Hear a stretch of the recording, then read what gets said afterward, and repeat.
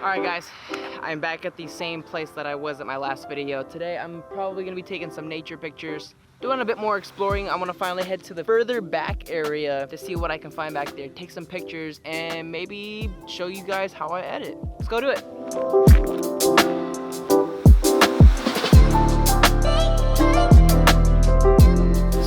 You guys might think it looks a little different, but I'm actually filming off of my M50 today. I actually have not had the chance to film with this in a while. So I brought my M50 out of retirement. I'm also using the Sigma 18-35 1.8, which you could tell it's got that nice blurriness. And on top of that, I have a Viltrox speed booster that is on as my adapter. So it actually gives me more light, which turns my 1.8 into a 1.2. That's why you see a lot more of the blurriness. And it's great, but still the only downside that I have with this is the fact that it's, I don't know, something about the cropping in this, it's still weird. Like you can still see the vignettes kind of in the corner. I have my camera set to image stabilizer. I only have it on enable, at least till one stop. It'll crop it in a little bit more. It at least covers a lot of that vignette look, at least until maybe I can afford me at least a better camera lens. I'm looking to actually buying me another 24-70 because I don't know if this works. I tried it with my Tamron on this camera. It looks pretty good. So I'm thinking by the time I can save up some more money, I want to buy another 24-70, use that to vlog with this, keep my other 24-70 with my Canon R so I can take pictures with it, just so it's a lot easier. I don't have to go back and forth with switching the lens up. It's just too much.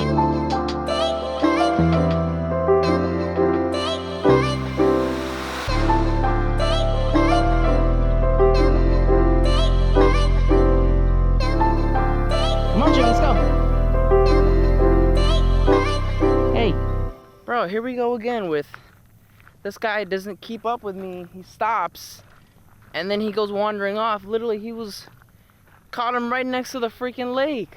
Like, what if there's an alligator in there? You're gonna give me a heart attack. He thinks it's cool. Oh, okay. Now you wanna go ahead of me. That's fine.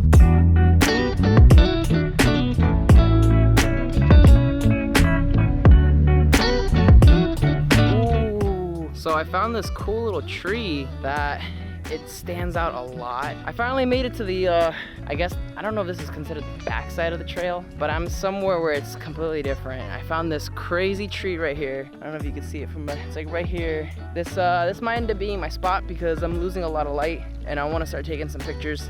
I might come back here and bring a model next time. So if you want a model in a video, let me know. Maybe we'll collab together. Maybe on a day when it's not raining. Let's see what I can create with this cool little tree.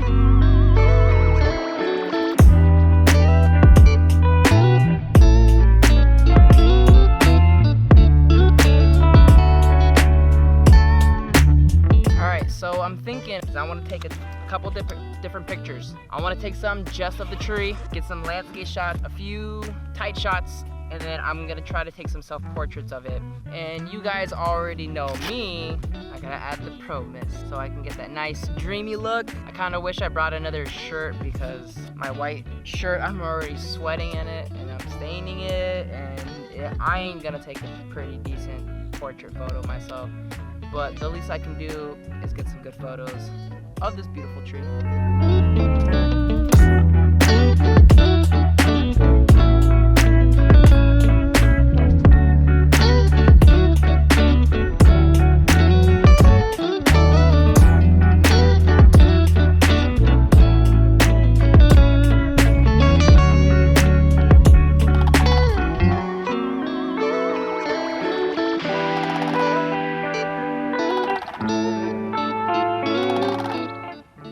Alright, I want to see how close I can get to them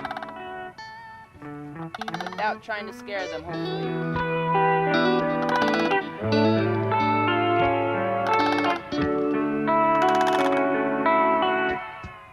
Damn, these birds are crazy. Like, look at this.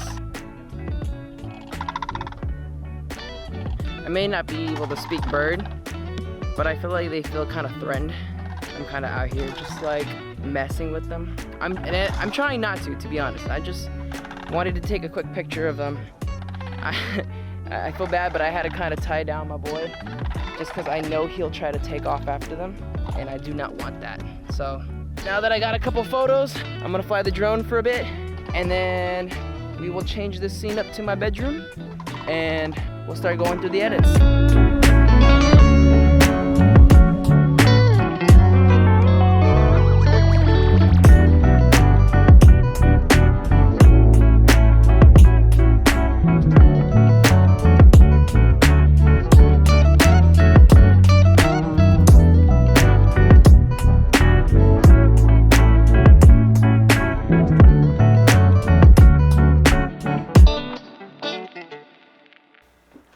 So I was supposed to record this and have a screen recording on my computer, but my laptop is very weird. So last time I tried recording it, it was only recording just the Lightroom and not showing Photoshop as well, because I was basically doing both, tweaking the colors and everything. So you guys won't be able to see a whole lot of how I edit it yet, but I do want to at least talk about the photos that I chose for this video so you guys can get an idea. Keep in mind as well, all my edits are the way I kind of edit things. It's completely different than how everybody else edits, and it's completely fine if you guys do not agree with it. If you have any opinions or ideas of how you would edit these photos differently, let me know in the comments down below. And yeah, be nice. Let me just pull it up on my computer because I did not pull it up on my phone. So the first picture was the tree. Now, this was the only photo that I got that came out actually pretty decent. Obviously, I had to raise my aperture to get everything in focus, right? And I believe my aperture was probably like around 5.6. Basically, what I would usually do is I would tweak the rotation a little bit, add a bit more of the colors. Now, I was not using a very specific picture profile for these when I take my pictures. I always like to set mine on just standard, just because it gives me the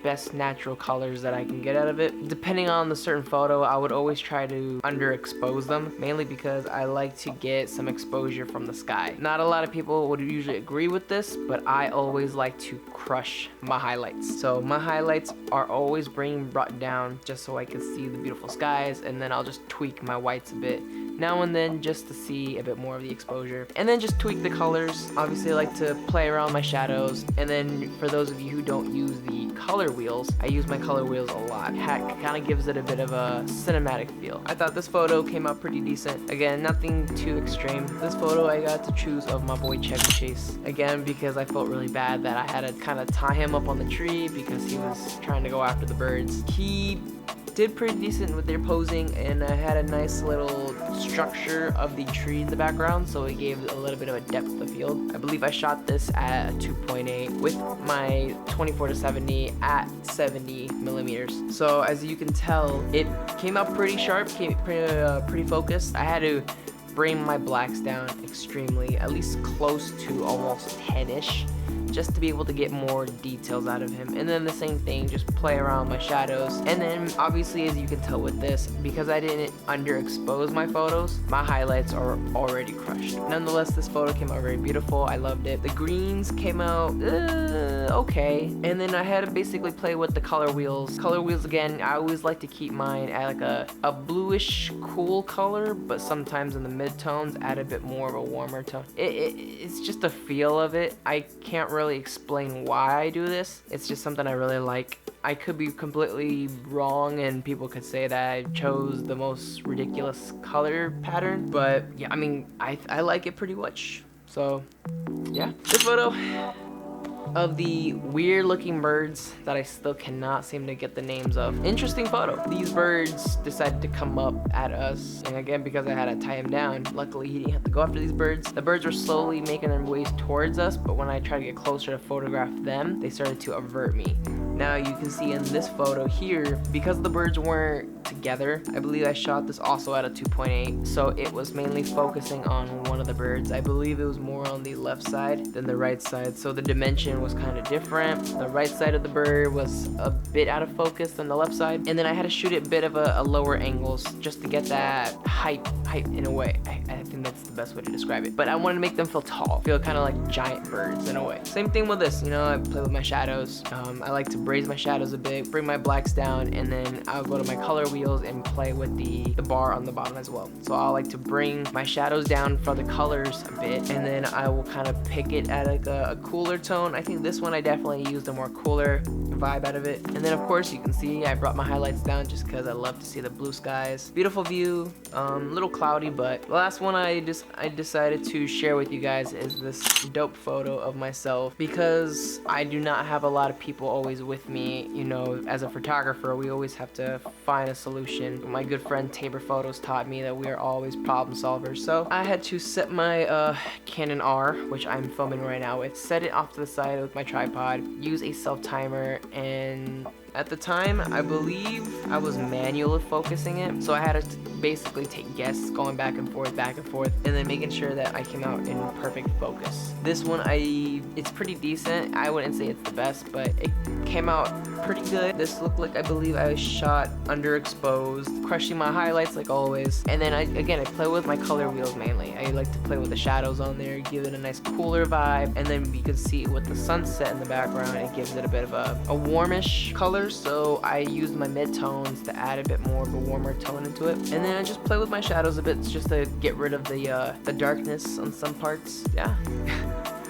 That's pretty much with that photo. These are pretty much it. Again, I wish I could be able to show you guys how I exactly edit, but I'm still kind of getting used to the windows here. And when I try recording through my screen, it was only recording just the Lightroom. And when I checked at it, I was switching out of Photoshop. It doesn't even show Photoshop on the screen. It just shows Lightroom itself. So I'm not sure how to do all that. I'd have to look into it. If you guys might know anything about that, let me know and help me out, because I want to do stuff like this and kind of help, you know, show you guys how I edit certain things. Nonetheless, I hope you guys enjoy this video. I hope you enjoy the vlog that I made. I'm gonna be doing more content like this again. I'm hoping to set up my very first photo battle with another photographer and make some interesting content with it. Kind of get new creators involved in the video and just show everyone's skill and their talent. So we all basically get forced and doing things that we've never done before. So let me know what you guys think of that. I hope you enjoy this video. Please hit that like, subscribe, hit the bell if you're into it. Always remember to create with a passion, and I'll see you guys in the next video. Peace out.